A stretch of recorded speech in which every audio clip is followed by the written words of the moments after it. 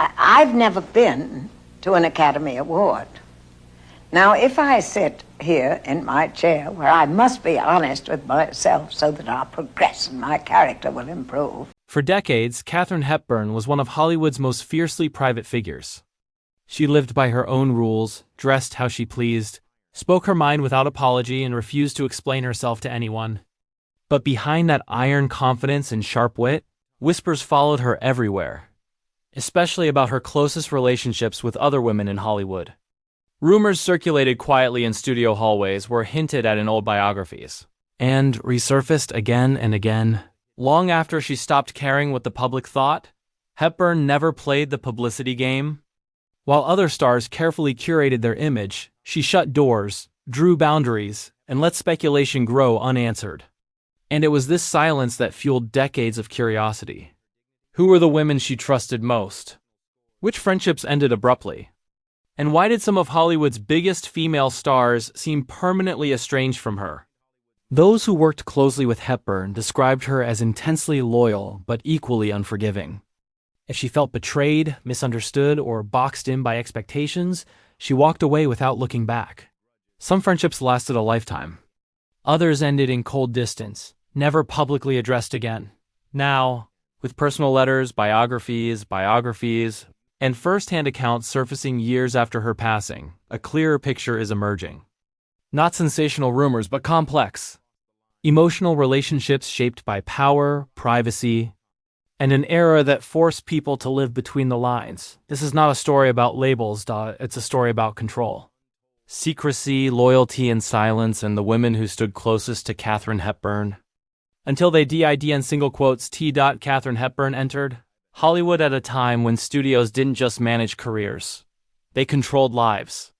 Every word spoken in public, every photograph released, every friendship acknowledged had to fit a carefully approved image. From the very beginning, Hepburn rejected that system. She refused to soften herself, refused to play the obedient starlet, and most of all, refused to explain her private world. This defiance made her powerful, but it also made her deeply misunderstood. Behind the scenes, Hepburn formed intense bonds with a small circle of women in Hollywood. These were not casual friendships. They were emotionally close, fiercely loyal, and often long-lasting, at least for a time. Colleagues later described Hepburn as someone who demanded honesty and strength from those around her. She admired independence, intelligence, and emotional resilience. Anyone she sensed was performing, manipulating, or seeking attention quickly found themselves pushed away. Hollywood. Gossip columns of the era constantly speculated about Hepburn's private life. But what often went unspoken was how threatening her independence was to the studio system. She didn't marry for image. She didn't attend events she didn't believe in. And she didn't deny or confirm rumors. She simply ignored them. That silence created tension, especially among peers who were forced to play by stricter rules. Some of Hepburn's closest female friendships reportedly fractured under that pressure. In an industry built on image, association mattered. Being seen as too close to Hepburn could invite scrutiny, whispers, and unwanted attention from studio executives. For some women, that pressure became unbearable. When they pulled away, Hepburn did not chase them. Those who knew her well said she viewed retreat as a form of betrayal, not dramatic. But what made these fractures especially painful was Hepburn's emotional investment. Despite her tough exterior, she attached deeply to the people she trusted. She offered loyalty, privacy, and protection, but expected the same in return. When that trust was broken, she responded not with confrontation, but with silence. Entire relationships ended without a single public word, leaving historians to piece together what went wrong decades later. Biographers later noted a pattern. Hepburn's strongest bonds were with women who were comfortable living outside public approval. Those who needed reassurance from the industry or the audience eventually drifted away. Hepburn didn't judge them openly, but she quietly removed them from her life. To her, strength wasn't loud. It was consistent. This dynamic earned her a reputation as difficult, cold, or dismissive. In reality, she was deeply selective. She had no patience for emotional games, public performances, or relationships built on convenience. Hollywood was full of people pretending to be something they weren't. Hepburn refused to join them. and she refused to keep those who did close to her. As time passed, these broken friendships turned into rumors. Silence became speculation. Distance became assumption.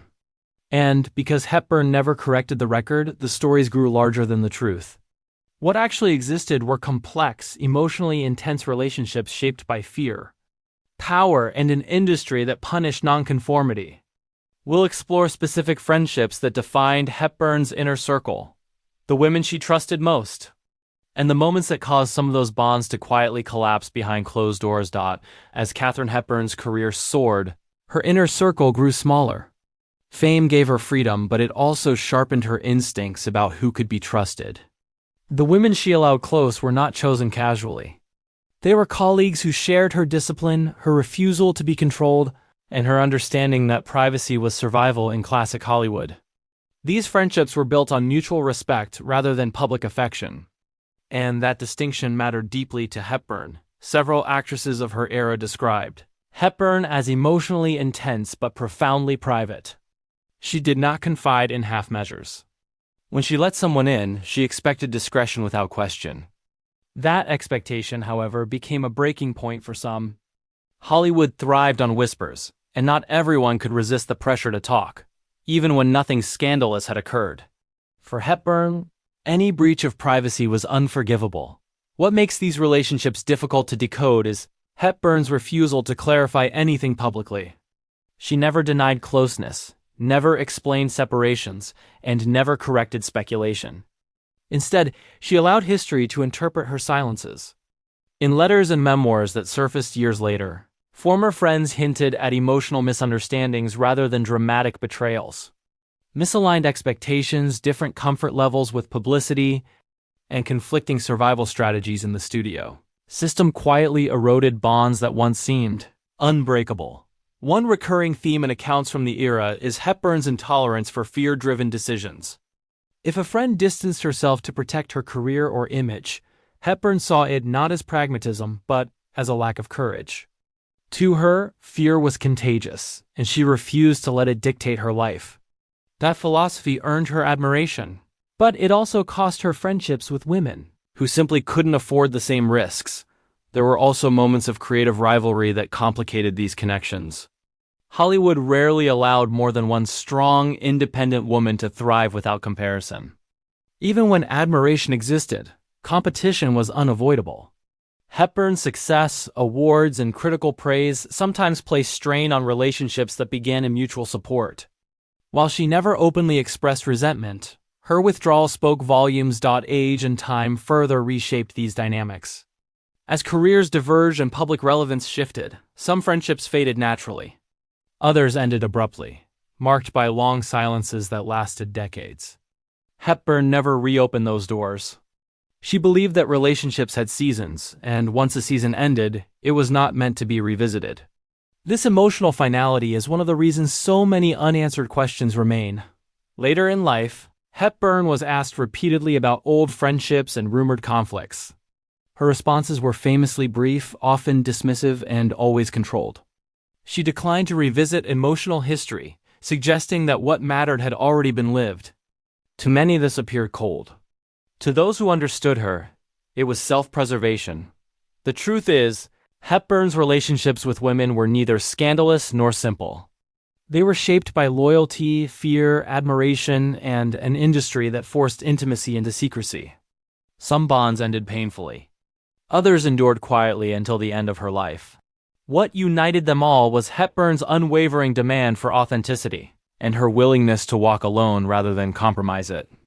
We'll examine how these friendships influenced Hepburn's reputation, the rumors that followed her for decades, and why silence became her most powerful shield. By the height of her fame, Katharine Hepburn had become more than a movie star. She was a symbol of defiance in an industry built on conformity.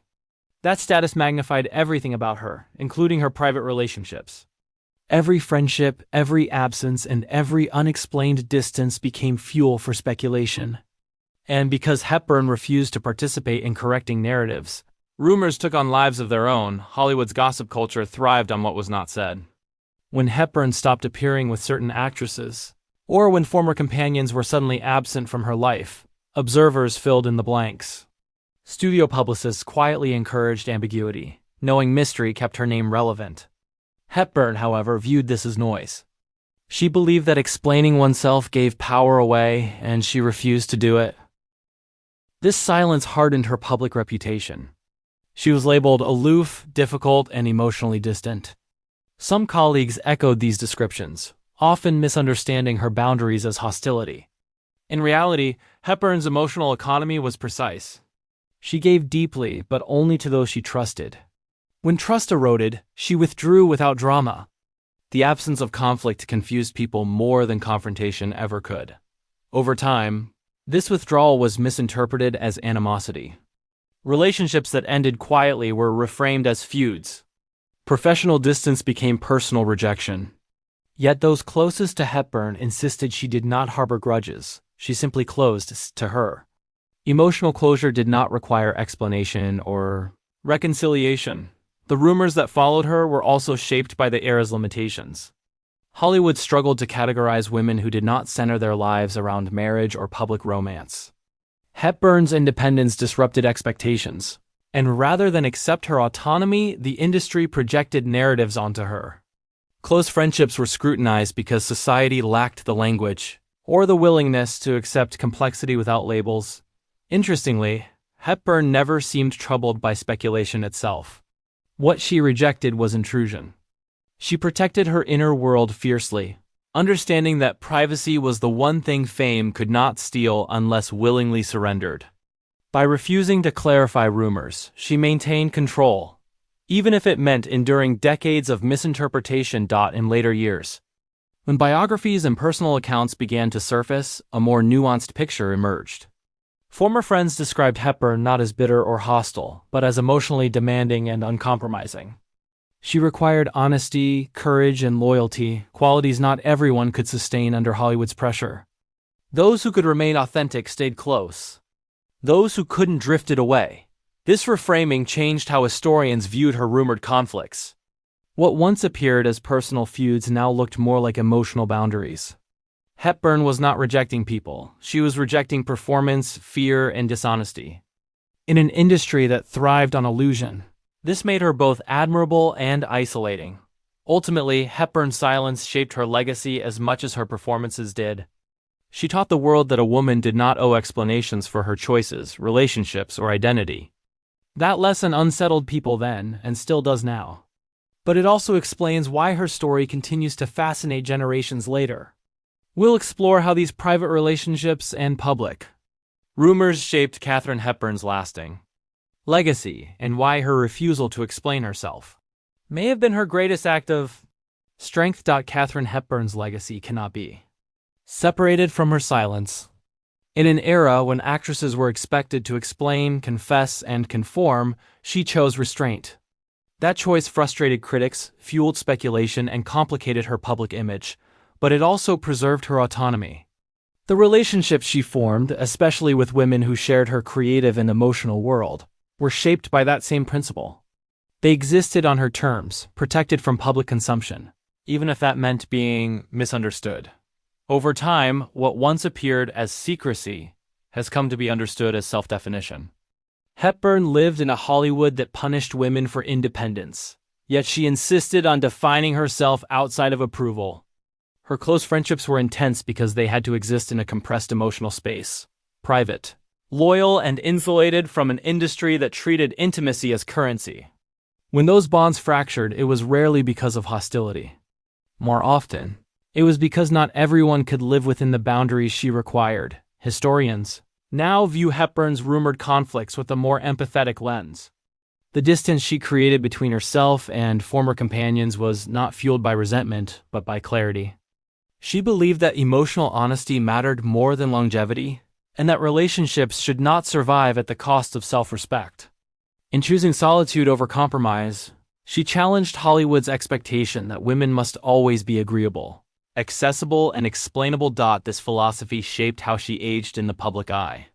While many stars sought reinvention or redemption narratives, Hepburn remained consistent.